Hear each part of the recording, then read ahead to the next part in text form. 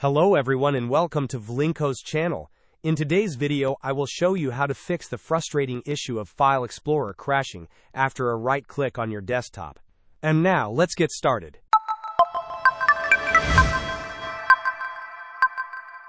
The first solution we will explore involves restarting the Windows Explorer process. Begin by typing Task Manager into your Windows search bar and open the application. Allow the list of running processes to load. This may take a moment. Once it is ready, locate Windows Explorer in the list.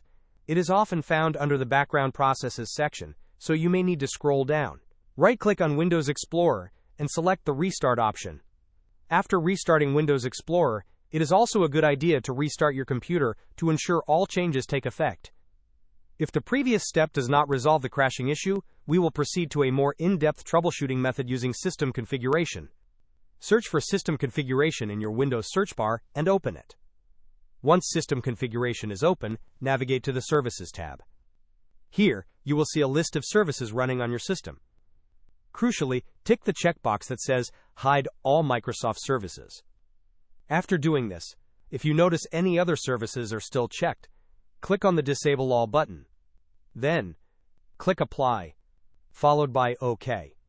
Finally, restart your computer to implement these changes. Hope this was helpful.